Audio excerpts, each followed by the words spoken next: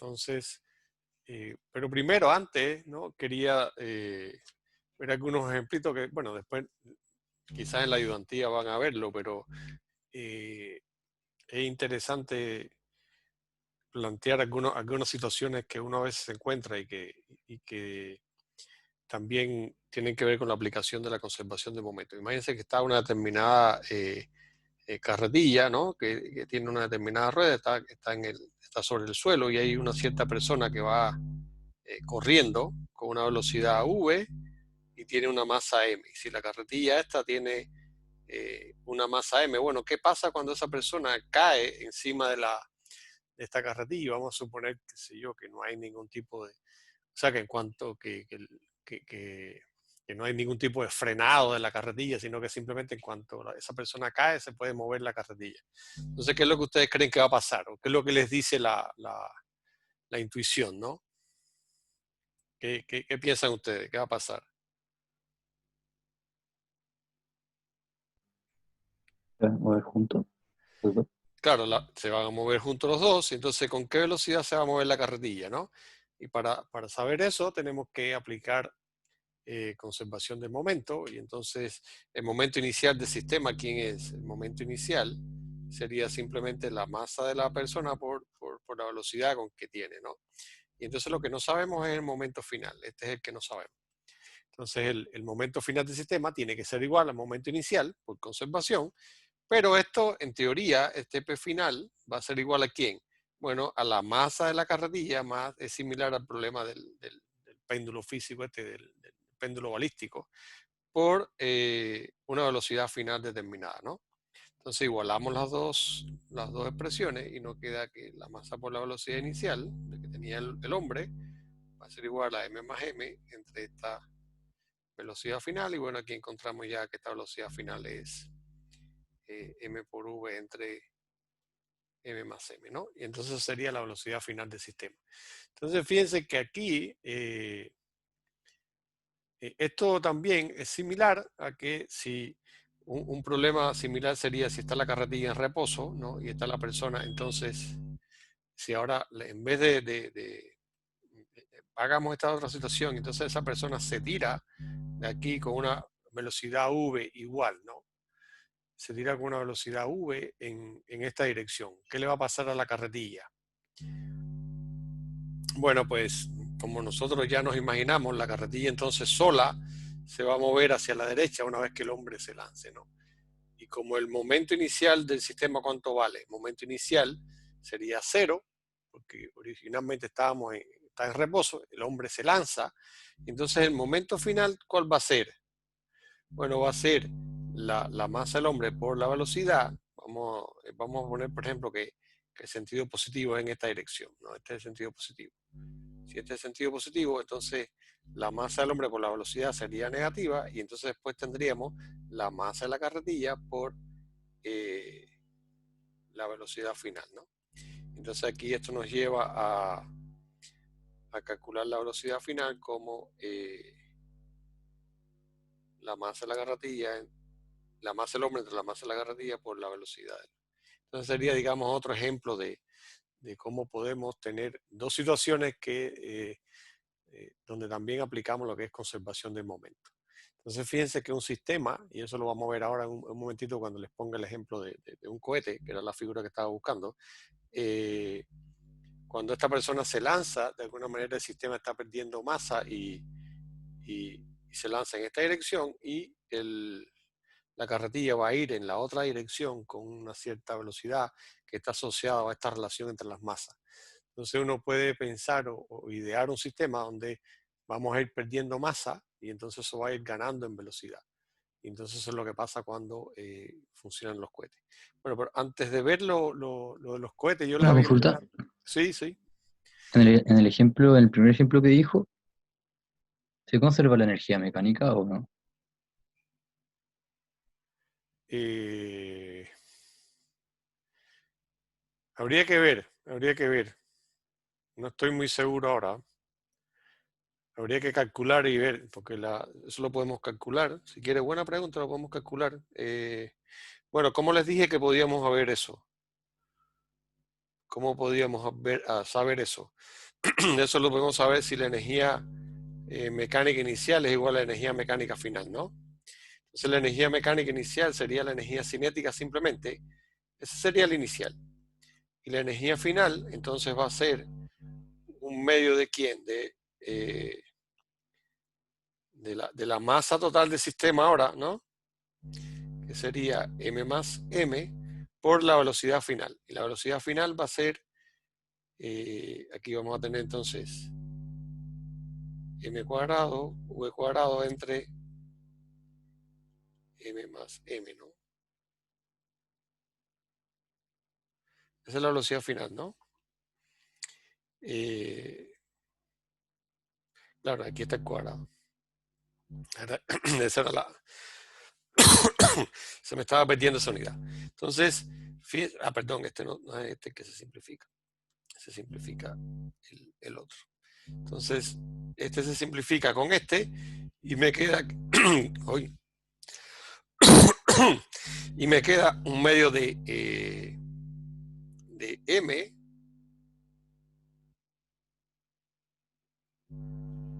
v cuadrado sobre m más m. Y aquí, espérate, aquí me está faltando una masa. A ver, ¿qué es lo que me está faltando aquí? Ah, que esto es m cuadrado, perdón, claro. Y me queda un medio de m cuadrado, v cuadrado entre m más m. Entonces, fíjense que no son iguales, ¿no? Esta energía final no es igual que la energía inicial, por lo tanto, no se conserva el, la energía.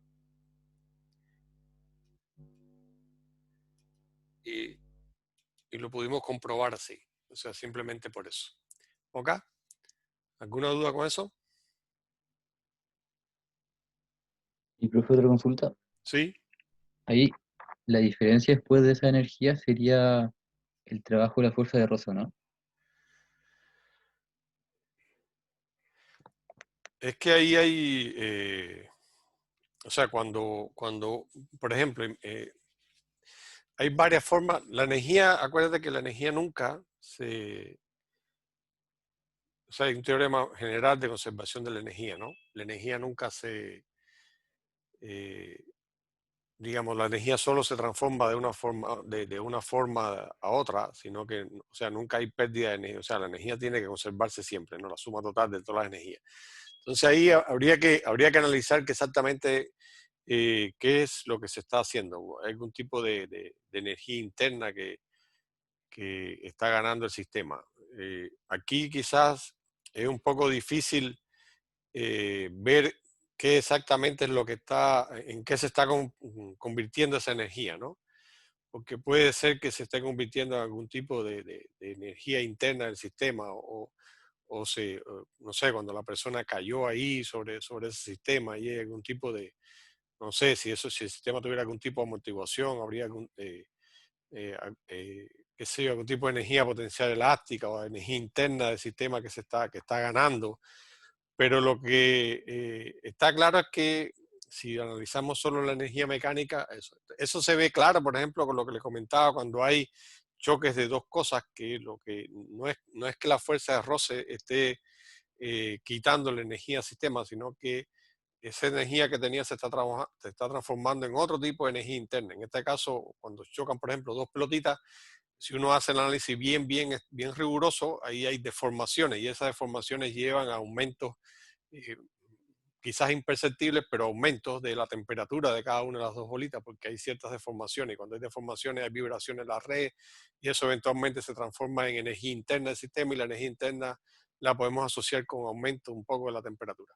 Entonces es un poquito más, generalmente, un poquito más complicado analizar, pero generalmente esta pérdida de energía se transforma en algún tipo de ganancia de energía interna del sistema que tiene, y que generalmente puede ser de tipo de temperatura, pero es complicado verlo en este caso, ¿no? O sea, por lo menos de pronto yo no me atrevería a decir exactamente en qué tipo de energía se transformó esto, ¿no? Pero lo que sí está claro de que no es exactamente igual, porque aquí hay una diferencia. Este factor m no es igual al m cuadrado sobre m más m, ¿no? Aquí hay una diferencia, ¿no? ¿Ok? Que la diferencia, el por ciento de diferencia estaría entre m sobre m más m, ¿no? puede ser o no grande o no, pero es un cierto por ciento ahí de pérdida. ¿Ok? No sé si les quedó claro,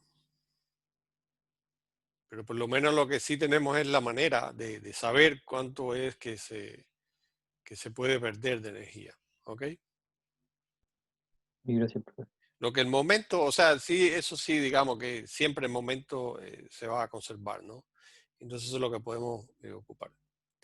Entonces, bueno, y ahí tenemos. Entonces, lo otro que quería comentarles es que, bueno, yo les había enviado un videíto que estaba en la página, debía habérselo enviado un poco antes para que lo vieran, pero en esencia, lo que vamos a ver es que nosotros podemos, cuando tenemos un grupo digamos, de distintas partículas o un sistema, como estábamos viendo, y vamos a ver cómo esto lo podemos relacionar con la conservación del momento para que ustedes vean cómo se relaciona. Nosotros podemos definir el centro de masa del sistema, vamos a suponer simplemente en X, vamos a suponer que tenemos el eje X, tenemos una, una masita de M1 aquí, otra M2 acá y otra masa M3 acá. Y queremos ver algo que conocemos como el centro de masa. O sea, algo donde sería como, el centro de masa lo podemos definir como un punto hipotético donde digamos, de manera geométrica estaría concentrada. eh, a ver, puede tener distintas interpretaciones, pero es un punto geométrico en el espacio que digamos que de alguna manera sería una suerte como ¿dónde estaría toda la masa si el sistema fuera un punto? Esa es más o menos como una pequeña definición que podemos dar. Ahora, matemáticamente la forma de encontrarlo es generalmente bastante sencilla porque es simplemente tomamos la posición de la masa 1 por su masa más la masa 2 por la posición 2 y así sucesivamente con todas las masas que van a componer el sistema y eso lo vamos a dividir entre la suma de todas las masas. Entonces eso es algo que podemos calcular fácilmente. O sea, si podemos poner esto en la posición 0, entonces por lo tanto si lo ponemos en la posición 0 aquí no me importa la masa 1 y si esto tiene una posición digamos vamos a poner un casito, ¿no? 3 centímetros y esto tiene 2 centímetros más. ¿No? Y esto vamos a suponer que sea 1 kilogramo, 2 kilogramos y 3 kilogramos. Entonces esto es un caso bien sencillo. Entonces, si sacamos esta cuenta, para el primer caso, como ponemos el X, esto es relativo a un sistema de referencia, yo puedo ponerlo donde quiera, pero a partir de ahí tengo que calcularlo, ¿no? Entonces, como M1 tiene la posición 0, esto me va a dar un 0 aquí, después el M2 me va a dar 2 kilos, ¿no? Por estos 3 centímetros, ¿no? Vamos a usarlo en unidades de centímetros. Y después vamos a tener el otro, que es 3 kilos, pero multiplicado por 5, que es la distancia a la que está del origen, ¿no? Y eso me daría entonces 3 por 5, y entonces todo lo tengo que dividir entre la suma de todas las masas, que sería 1 más 2 más 3, que serían 6, ¿no? Serían 6. Y entonces esto me daría 6 más 15 entre 6, que sería 15 más 6, 21 sobre 6. Eso aproximadamente 3.5, ¿no? No, es 6 por 3, 18 me quedan 3.5 centímetros. Entonces, en 3.5 centímetros, o sea, aproximadamente aquí, estaría el centro de masa del sistema, ¿ok? Entonces esta es como la definición de lo que entenderíamos como el centro de masa del sistema. Si estamos trabajando en dos dimensiones, perdón, en tres dimensiones, entonces simplemente esto es una ecuación vectorial de dónde estaría la posición del centro de masa del vector con respecto a un determinado punto, ¿no? O sea, estos 3.5 centímetros con respecto a este punto que yo puse como mi origen, ¿no?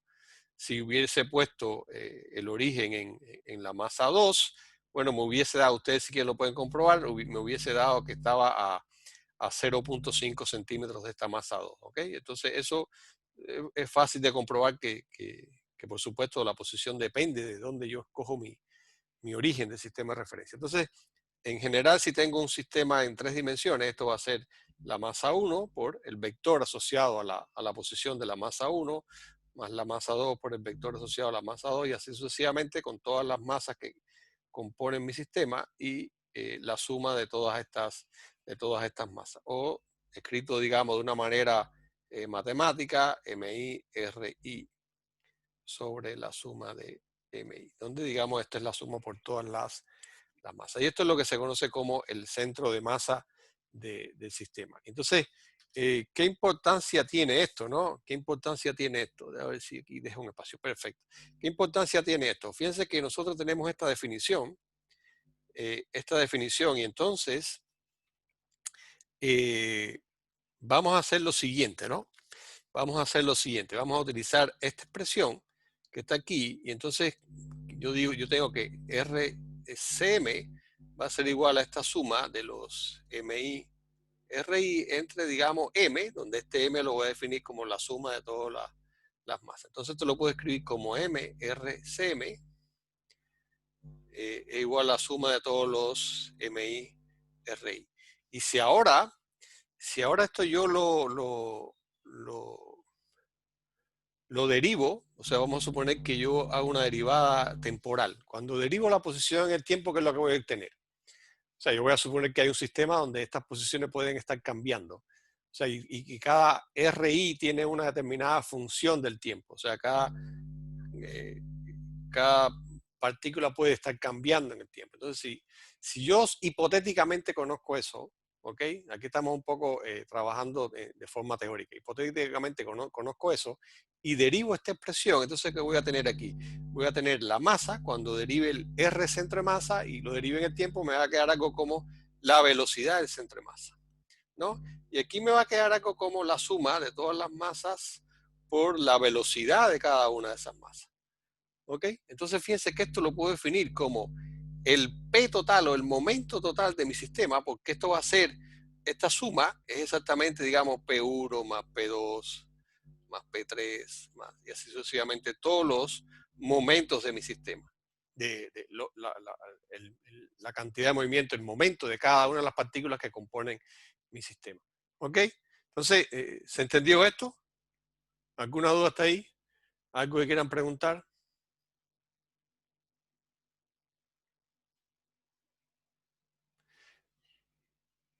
Repito de nuevo, bien de otra manera para ver si lo entiende.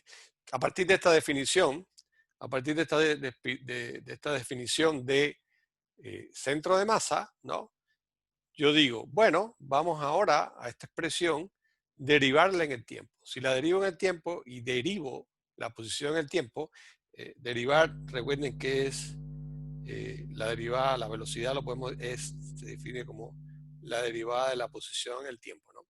Entonces, si yo derivo la posición en el tiempo, encuentro la velocidad instantánea que tiene mi sistema o que tiene la partícula. Entonces, al derivar esta expresión que yo transformé, digamos, la expresión 1 la transformé de esta manera, pasando la masa para acá, entonces esto me queda que este lado, al yo derivarlo, me queda la masa I por la velocidad I, o sea, esto sería masa 1, velocidad 1, más masa 2, velocidad 2 y así sucesivamente.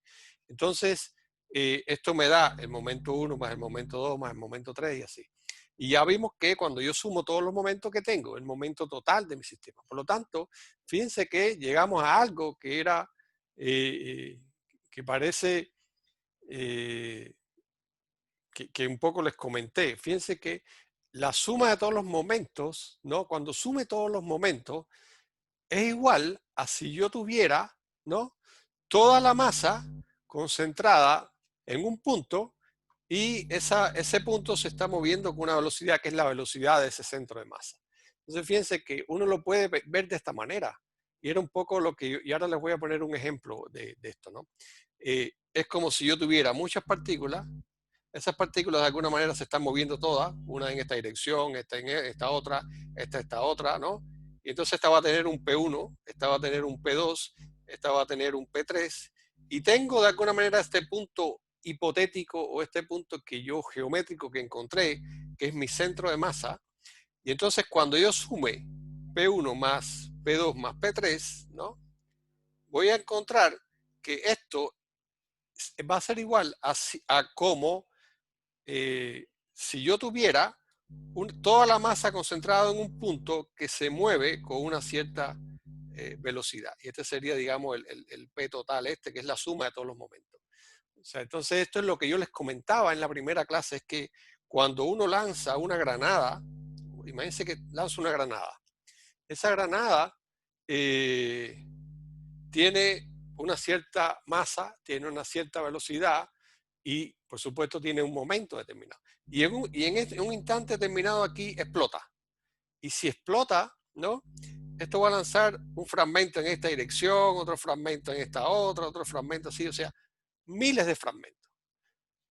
Pero si uno es capaz de cada uno de esos fragmentos encontrarle su momento y sumarlos, en todo momento es como esa suma me va a dar, ¿no? Exactamente como si todo el cuerpo siguiera moviéndose con el momento inicial que teníamos.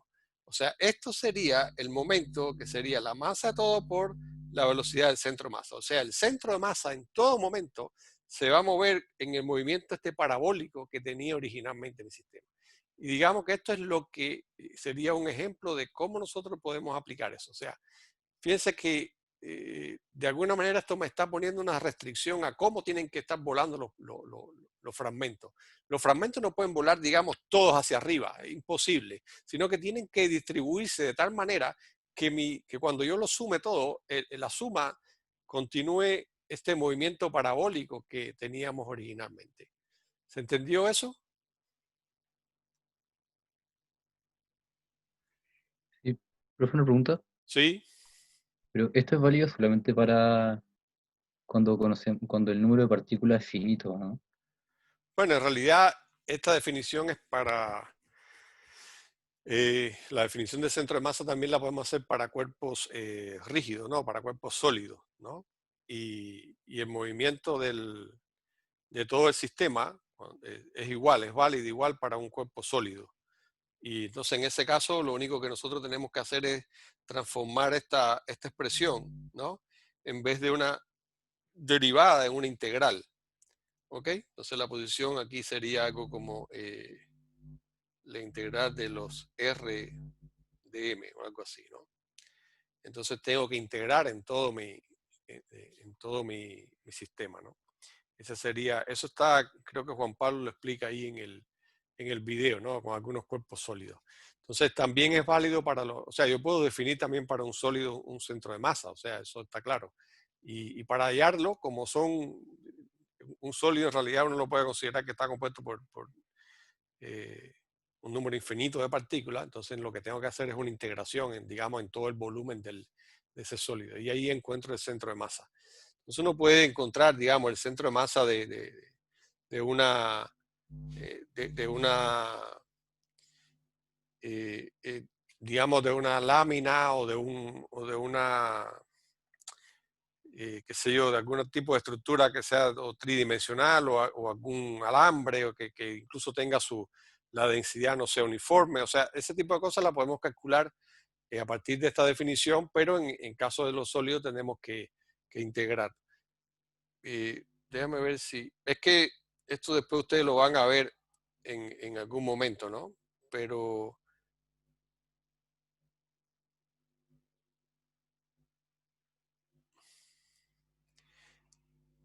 uno puede encontrar, digamos, que tiene, vamos a suponer que tiene una determinada estructura, y esa estructura, como ustedes vieron, tiene una determinada densidad lineal lambda, no sé, que depende de la posición. Vamos a suponer que este es el eje X, esto depende, digamos, como A por X cuadrado. Este lambda sería la densidad lineal de una estructura. Yo puedo encontrar la posición del centro de masa, entonces simplemente integrando desde, vamos a suponer que esto tiene un largo L, desde 0 hasta L, de X, de M, y aquí el integral de dm, en vez de la suma de las masas, ¿no? La sustituyo por un integral de dm. Esto me da la masa total, ¿ok? Y ese dm va a ser lambda por dx. O sea, no quiero complicarlos con la matemática, pero de hecho se puede hacer. O sea, ya aquí, si alguien conoce un poco de integrales, lo que estamos, recuerden que la derivada, no sé si lo vieron en el curso que estaban viendo con Paola, la densidad lineal no es más que la masa entre la longitud, ¿no? Pero eso es cuando tenemos algo uniforme, pero en principio entonces un pequeño infinitesimal de masa lo podemos definir como cómo es la densidad lineal por una, en un pequeño tramito. O sea, tengo algo aquí, este sería un dx, y esta sería la densidad en ese punto. Entonces, si yo integro en todo ese material, que sea un sólido, puedo encontrar dónde está mi centro de masa. Y para eso ocupo esta expresión que está aquí. Si alguien tiene algún interés, esto se puede hacer fácilmente, sería el interés de 0 a L de A por X cuadrado, entonces sería dx, y aquí habría otro X más, y la integral de dm. Pero eso no es importante ahora, simplemente le estoy poniendo un ejemplo. O sea, se puede encontrar también la posición del centro de masa para sistemas que sean sólidos. Les prometo cuando veamos momento inercia, si veamos momento inercia, les voy a abundar un poquito más en esto para que no se les quede tan así como que el profe lo trajo y lo bajó en una catapulta de pronto, que sea un paracaídas y no explico nada. Pero créanme que como mismo tenemos una expresión para la posición del centro de masa para un sistema en particular, la tenemos para un sólido rígido. Entonces, por lo tanto, esto también es válido para el sólido rígido. O sea, el sólido se puede estar moviendo, cada parte tiene su movimiento que tiene la forma que tenga, pero todo el sistema después se va a mover como si fuera, o si uno analiza el centro de masa, ese centro de masa se mueve como si fuera una partícula donde toda la masa estaría concentrada ahí. Y esto es bastante potente, porque si yo tengo un sistema que está compuesto por muchas partículas y no hay ninguna fuerza externa, eso es lo que me dice que el momento se conserva, ¿no? Que sería el caso de esta granada que le estoy comentando. Aquí, si yo no tengo más ninguna otra fuerza externa, bueno, aquí en este caso estaría la gravedad y por eso se mueve con esa parábola, ¿no? Pero vamos a suponer que estamos en el espacio. Si estamos en el espacio y algo explota, entonces la suma de todos los momentos de esa explosión, ¿no? De todos los fragmentos de esa explosión, tiene que ser igual al momento inicial que tenía mi sistema, ¿no? Antes de la explosión. Y es igual a si toda la masa estuviera concentrada en un punto y se mueve como si fuera el centro de masa. Por lo tanto, los fragmentos tienen que moverse de alguna manera para que ese centro de masa se siga moviendo como si fuera lo original. O sea, un cohete que se va moviendo en el espacio. Un cohete se va moviendo en el espacio y va en una determinada dirección con un momento y de pronto explota. Bueno, la suma de todos los momentos de los fragmentos es igual a si el cohete no hubiese explotado y siguiera moviéndose en la misma dirección. ¿Se entendió esa idea entonces ahora, no? Sí, Ya. Entonces, pero ustedes van a tener otras aproximaciones a esto en un futuro, pero esto es un concepto que es bastante fuerte, ¿no? Entonces, bueno, había un ejemplo aquí que yo quería traerles, que estaba buscando una, una imagen y de pronto no encontré, porque esa imagen yo la he visto por algunos lugares, pero no la encontré. Imagínense que hay dos personas, pero lo podemos hacer el siguiente ejercicio. Vamos a suponer que hay dos personas, ¿no? Y están sobre hielo. Esto es hielo. Entonces aquí hay una persona y aquí hay otra. Y ellas están hay una soga entre ellas, ¿no?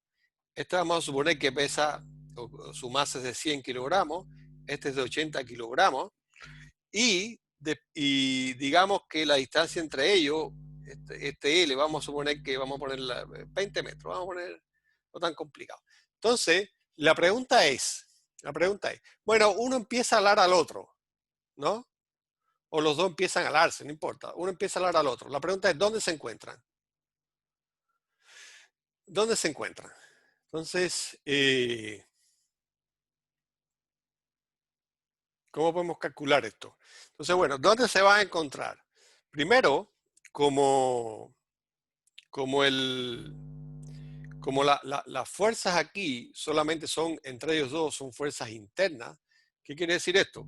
Que el momento, el momento total, digamos que el P1 más P2, va a ser igual al momento original que tenía mi sistema, que iba a ser cero. Porque originalmente vamos a suponer que estaban en reposo, ¿no? Y uno empieza a hablar al otro. Entonces, ¿qué es lo que va a pasar? Bueno, que este, por supuesto, se va a mover en esta dirección y este se va a mover con otra dirección. Entonces, la pregunta es, bueno, ¿cómo tienen que estar relacionadas esas velocidades? Esas velocidades tienen que estar relacionadas de tal manera que cuando sume los dos momentos, tiene que ser cero.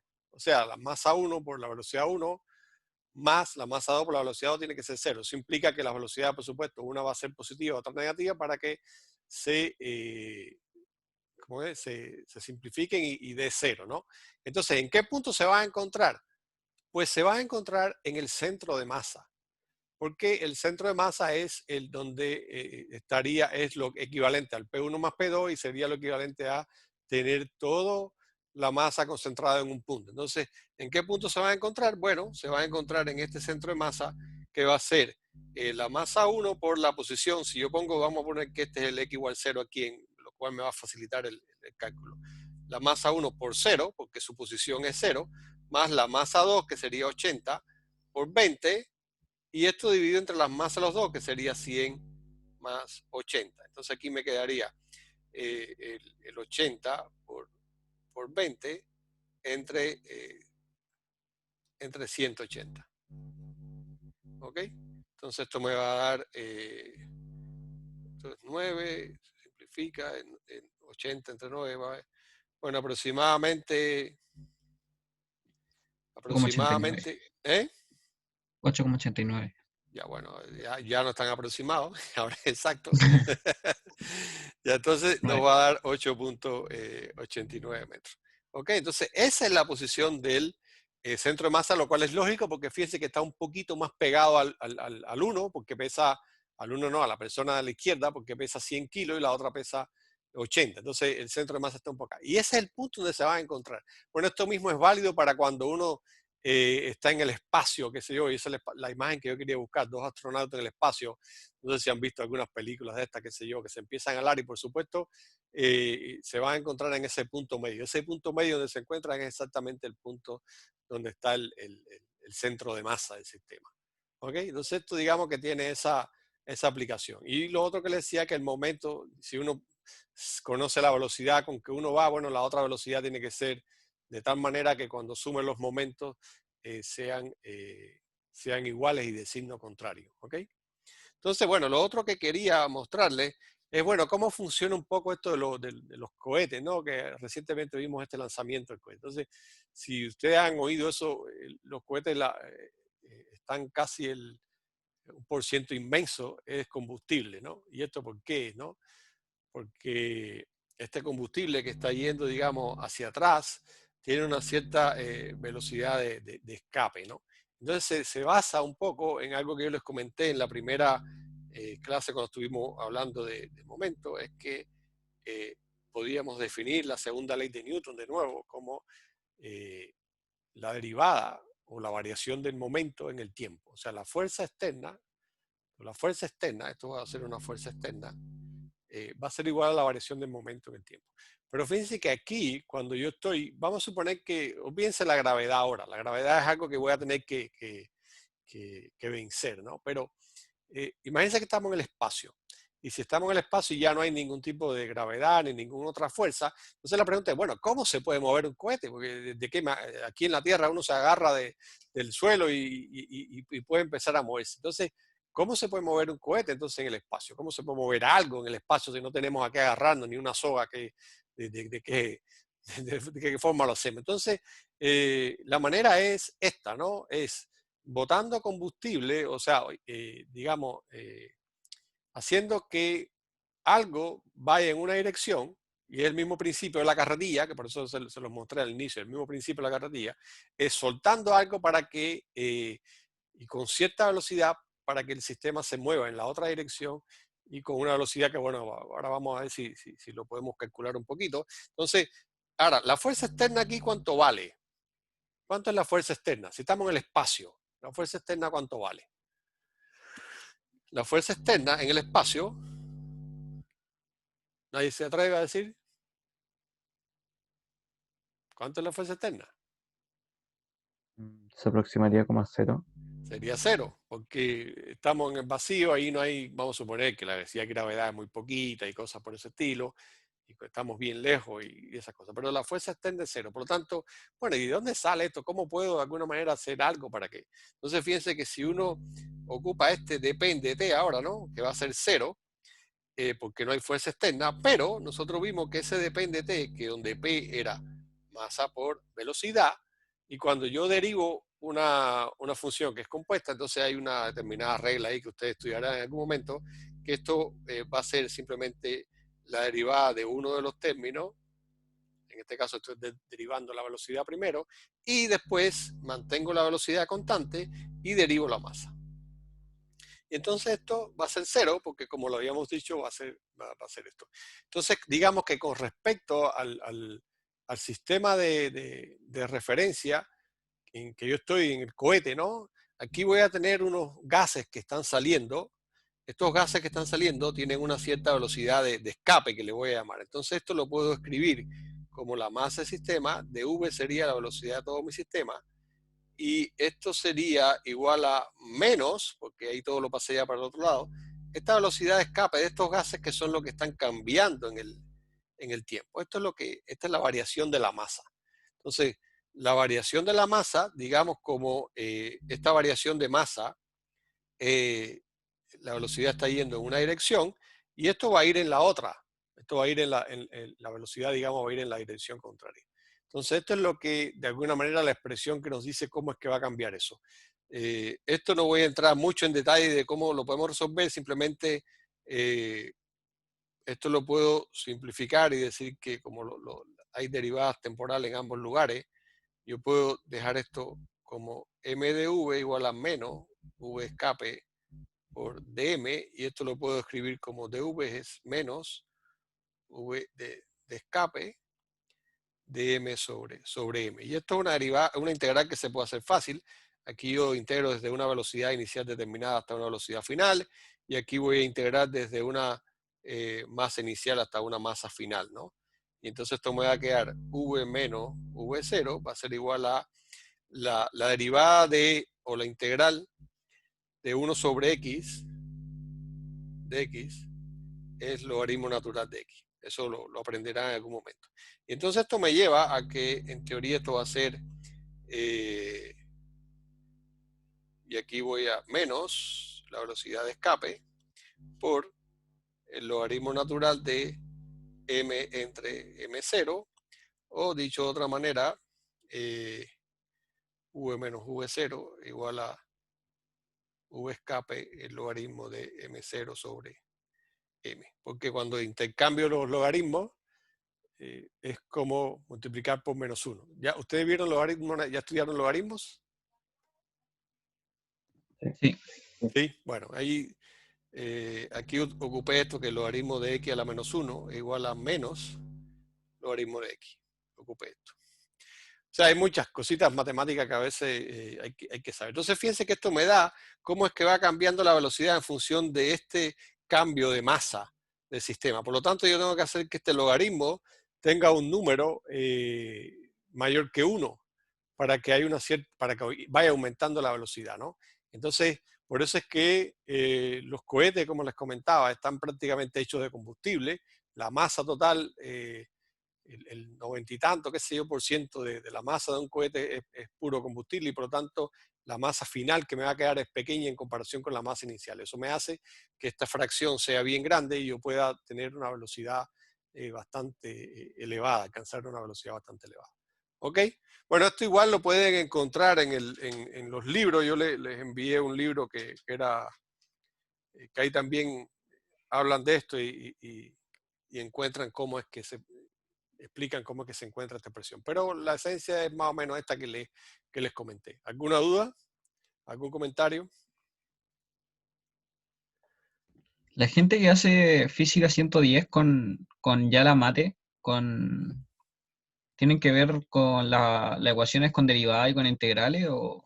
No, también es un poco más, no tan profundo, ¿no?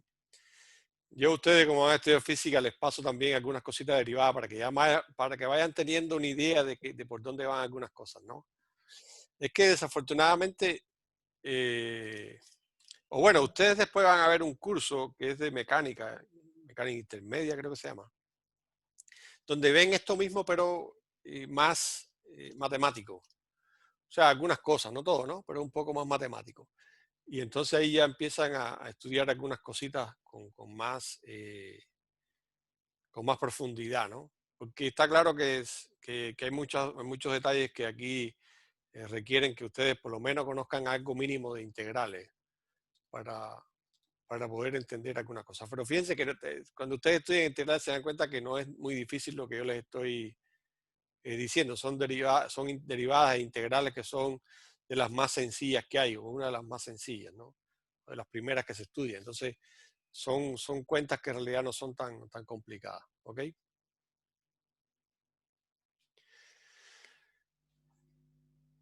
Ya, entonces, continuemos.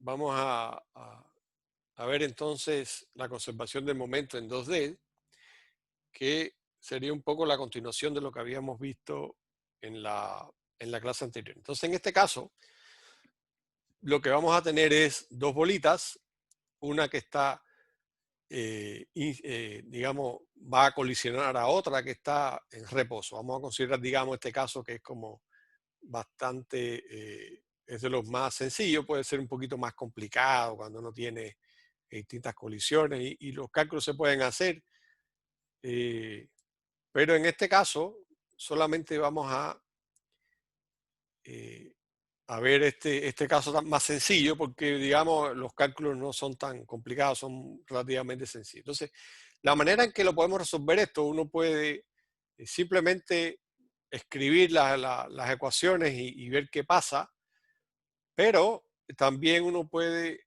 tratar, que es lo que vamos a hacer ahora, de ver esto gráficamente y nos da una idea un poco intuitiva de qué es lo que está pasando, ¿no?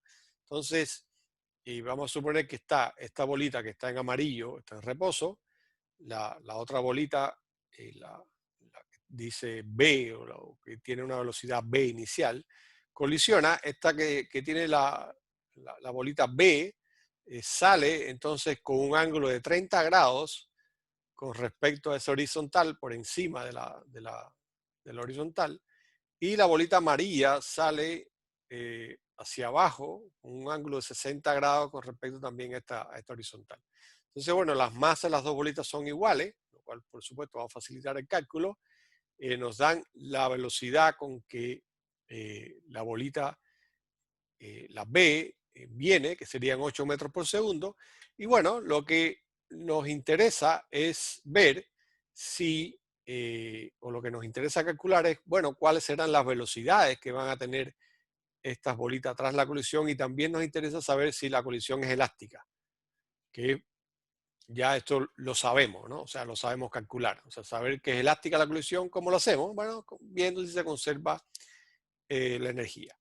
Y las velocidades después, por supuesto que las podemos encontrar a partir de la conservación del momento. Entonces, un poco yo les estaba comentando, pero voy a borrar esto aquí porque lo vamos a ver. Entonces, tengo un momento inicial, y no importa que sea en una, en dos, en tres dimensiones, el momento inicial tiene que ser exactamente igual al momento final. Por lo tanto, si tengo este vector, digamos, de velocidad, que cuando lo multiplique por la masa, voy a tener un determinado PB. Bueno, después de la colisión, cuando yo sume, aquí voy a tener un P final que tiene que ser exactamente igual al PB. O sea, el PF tiene que ser igual, tiene que ser exactamente igual al P inicial. Y este PF, bueno, pues este PF va a ser la suma de, ahí está un amarillito ahí que no se ve mucho, pero esto vamos a llamarle P1 prima.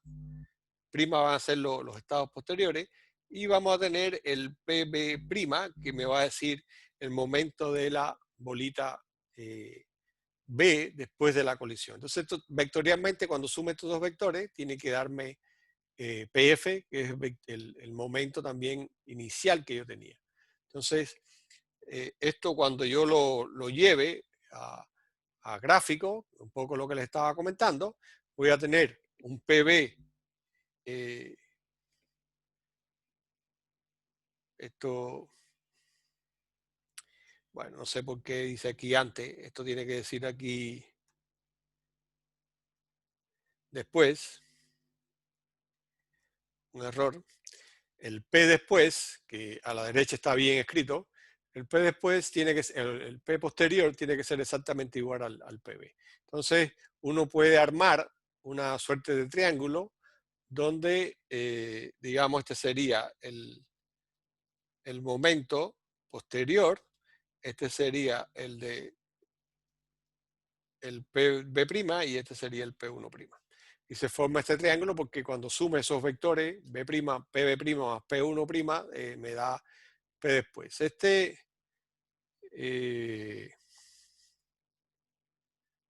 problema es bastante fácil por los ángulos, porque este ángulo debiera ser o es 90 grados, ¿no? Por lo tanto, ahí se forma un triángulo que es rectángulo. Y entonces ahí podemos incluso aplicar Pitágoras. O sea, hay varios métodos para poder resolver esto. Entonces, ¿qué es lo que vamos a hacer, no? Entonces, lo que vamos a hacer es, bueno, como ya sabíamos, aquí también hay otro errorcito. Aquí en esto es P1. El PB antes va a ser la masa por la velocidad de la bolita antes de la colisión. Y le voy a poner aquí, como es un vector, le vamos a poner aquí vamos a suponer que el eje Y, yo estoy haciendo un sistema de referencia donde este es mi eje Y, y el eje, digamos, y J, que serían los vectores unitarios en la dirección, digamos, de X y de Y, ¿no? O sea, vamos a ponerlo de esta manera. Aquí estaría mi J tongo, que es el vector unitario en la dirección del eje Y, y el Y tongo, el vector unitario en la dirección del eje X. Entonces, claro, el momento inicial sería la masa por la velocidad por Y tongo, que me estaría dando la dirección del momento inicial. Y después, entonces voy a tener el momento asociado a B y a 1, que sería mB' más M1', que serían las velocidades luego de la colisión. Entonces, si uno entonces proyecta cada una de estas dos velocidades posteriores en los ejes de coordenadas, bueno, fíjense que yo voy a tener el PB en este eje va a estar en esta dirección, ¿no? Entonces este ángulo es 30 grados. Entonces, si este ángulo es 30 grados, entonces B', la componente en el eje X va a ser coseno de 30 por I, ¿no? Porque esa sería la proyección en el eje X, y en el eje vertical, en J, sería por el seno de 30. Entonces me queda MB', coseno de 30I más seno de 30J. Ese sería todo el momento P, B', y que está ya proyectado en los dos ejes, ¿no? Y después voy a tener el de la otra bolita, que este tiene un ángulo de 60 grados aquí, ¿no? Tiene un ángulo de 60 grados. Y entonces ese ángulo de 60 grados me lleva a que la proyección en el eje X es coseno, va a ser positiva, porque la dirección es positiva, el coseno es 60, y la proyección en el eje Y va a ser negativa porque va a ir contrario a la dirección que yo elegí de mi sistema de referencia, va a ser menos seno de 60 grados. ¿Se entendió eso? Sí. Ya, perfecto. Entonces, fíjense que ahora, en principio, voy a tener dos ecuaciones, porque lo bueno entonces ya de hacer esto por componentes es que uno puede encontrar que, o sea, cada una de las componentes tiene que satisfacer las relaciones. Por lo tanto, del lado izquierdo voy a tener simplemente, del lado izquierdo estoy pensando, voy a tener PI, el P inicial o PB, perdón, va a ser igual al P, ¿cómo le llamamos? P después, PD, vamos a llamarle. Por lo tanto, esto voy a tener una componente en X y una componente en Y. Lo que voy a hacer es igualar las componentes entre sí. O sea, para que dos vectores sean iguales, cada una de las componentes tiene que ser igual. ¿Ok? En eso nos vamos a basar. Si dos vectores son iguales, las componentes tienen que ser iguales. Entonces, primero escribo la componente esta sería la componente para Y, donde del lado izquierdo voy a tener mv sub b y del lado derecho voy a tener mv' coseno de 30 por el primer término, y el otro término tengo mv1' coseno de 60, que serían este y este término. Y estas serían las componentes en I. Y después voy a tener lo mismo, pero en J. Ahora, en J yo no tengo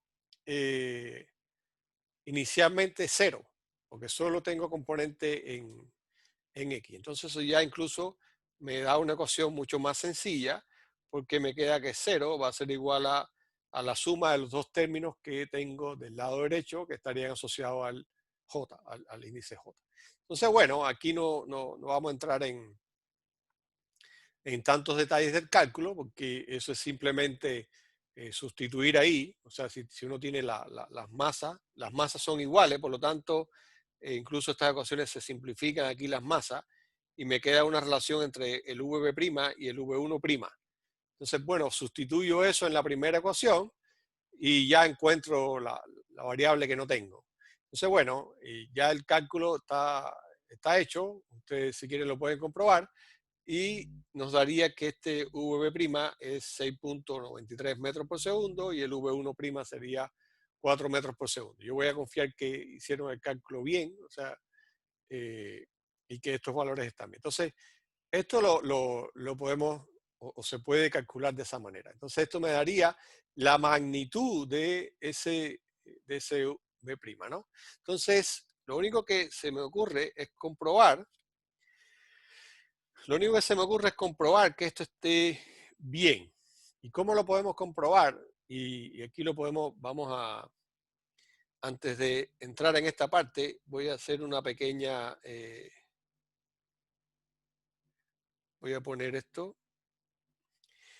Entonces, fíjense que teníamos esto, teníamos este otro, y teníamos, este era el PB, este era el PB', y este es el P1'. Entonces, tiene que cumplirse que, además, que el PB, el módulo de PB o la magnitud de PB al cuadrado tiene que ser igual a la magnitud de PB' al cuadrado más la magnitud de P1' al cuadrado.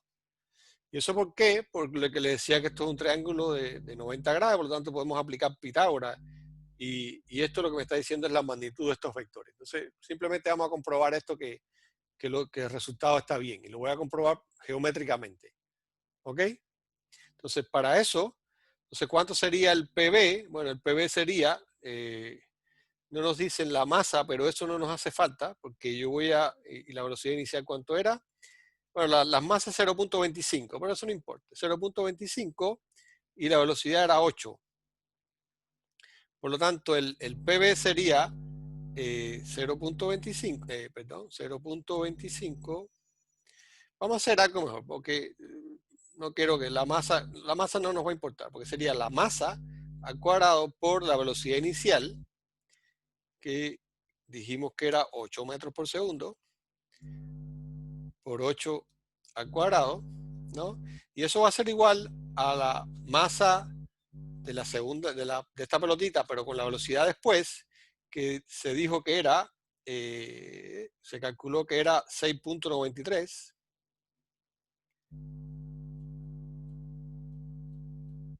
Y después tengo la masa de la otra pelotita por 4 al cuadrado. Entonces, bueno, por eso decía que las masas no me interesan, porque aquí se simplifican. Entonces, por favor, le pido que a ver si esto da o no da.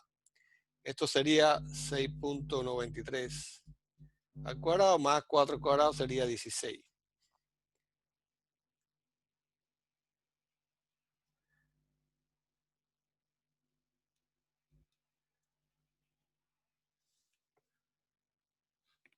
¿Alguien puede calcular eso? Dice Catalina que aproximadamente sí, ¿no?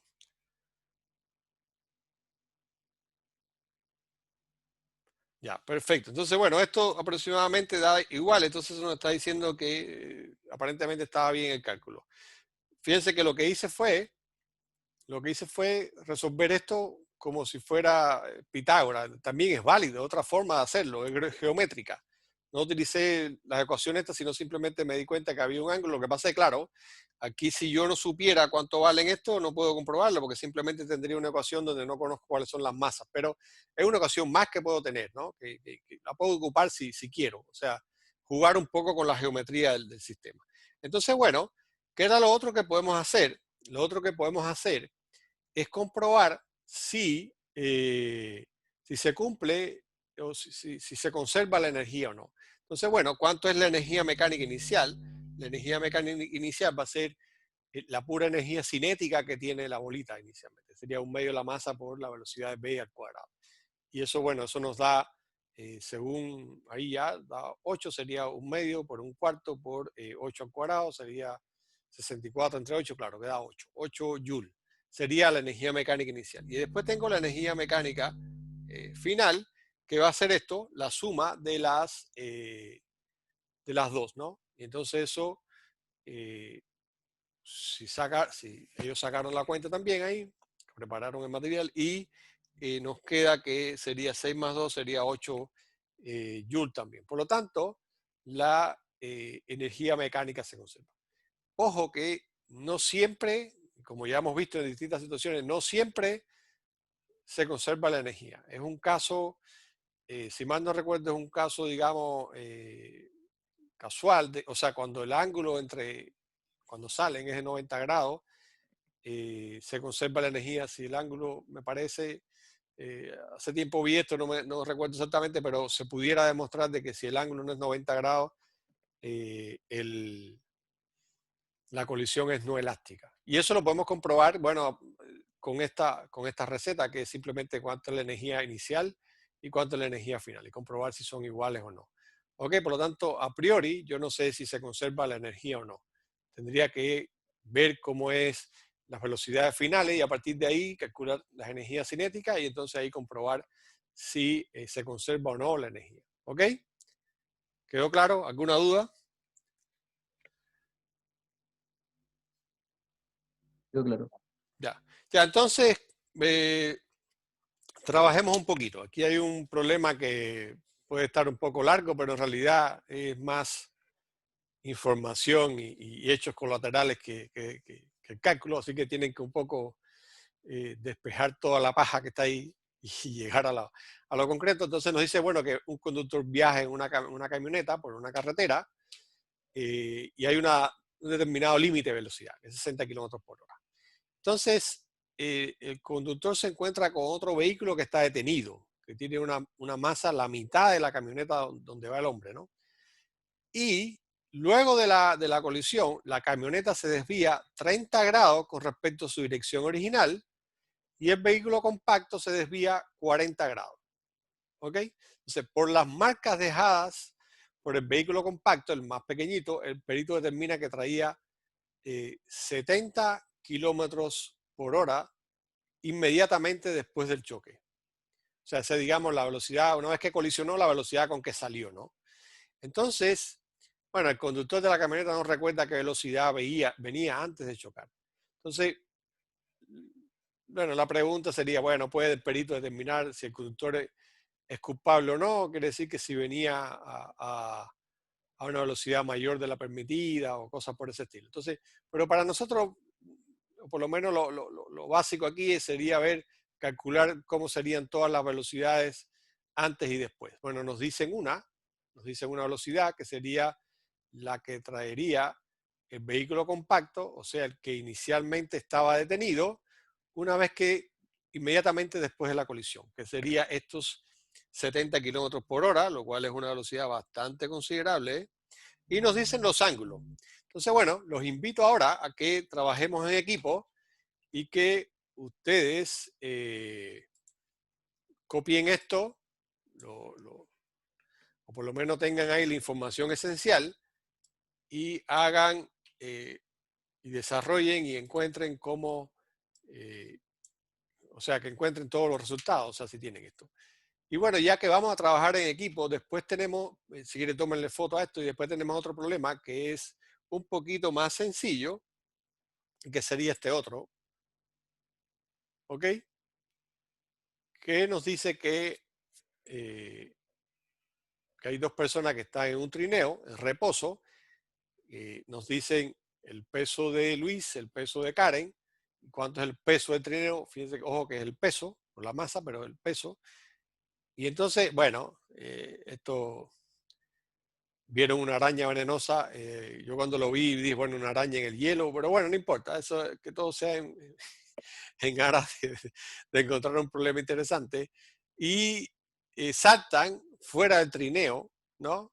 Y Luis salta a la izquierda con con una velocidad de 5 metros por segundo a 30 grados respecto a la horizontal, y Karen salta a la derecha a 7 metros por segundo a 36,9 grados respecto de la horizontal. Entonces calcule la velocidad de trineo después del salto, ¿no? Y entonces eh, es un poco también aplicar esto que estábamos viendo de conservación de momento en dos dimensiones, porque tenemos saltos, digamos, en direcciones que no son, digamos, en una línea recta, ¿no? Entonces, bueno, tómenle foto a esto, a este problemita, y tómenle foto al primero. Les pongo primero este, si quieren, para los que todavía no le habían tomado foto. Ahí estaría. Hagan una captura de pantalla ahí.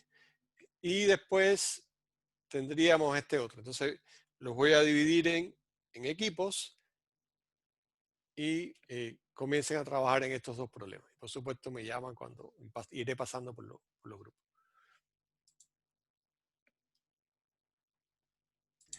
Ya, bueno, en el tiempo los tuve que regresar porque es que se va muy rápido. Solo algo porque, para que quede claro.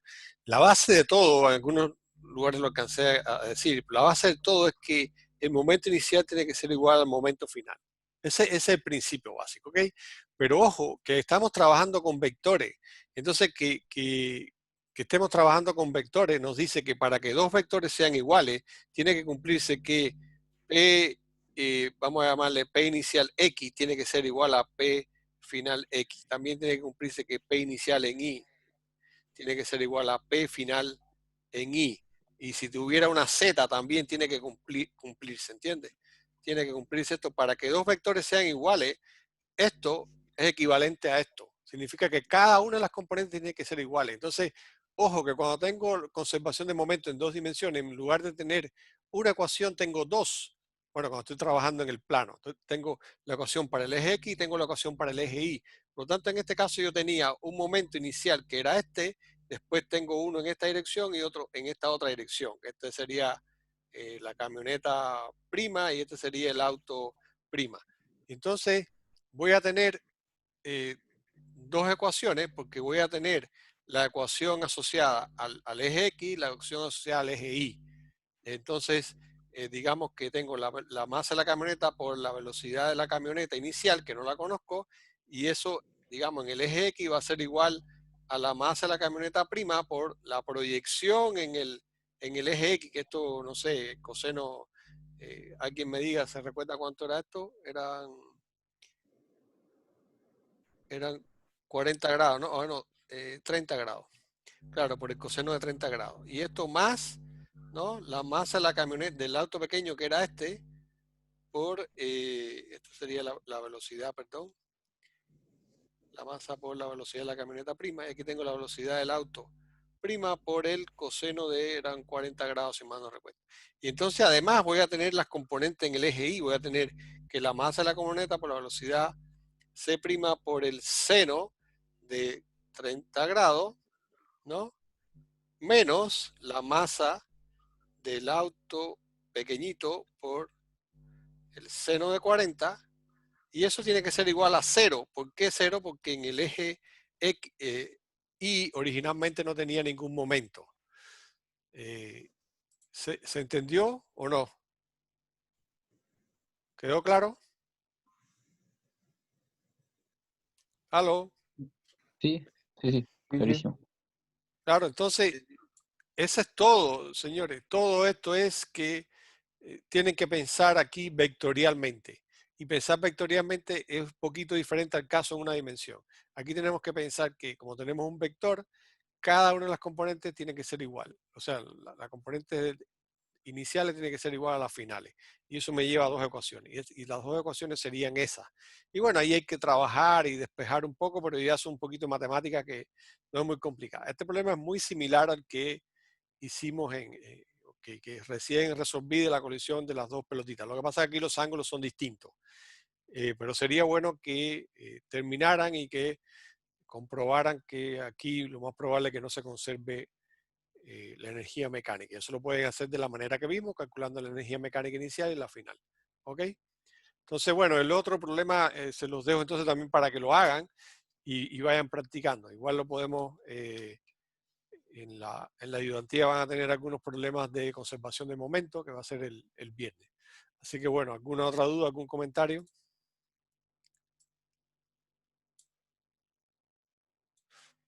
Sin dudas. Ok, bueno, perfecto entonces y nos vemos la próxima semana. Así que bueno, que les vaya bien y no olviden la ayudantía. Chao, profe. Sí, profe, chao. Vale, profe, Chao, muchas chao, gracias. Chao, chao. profe, que Chau. esté bien.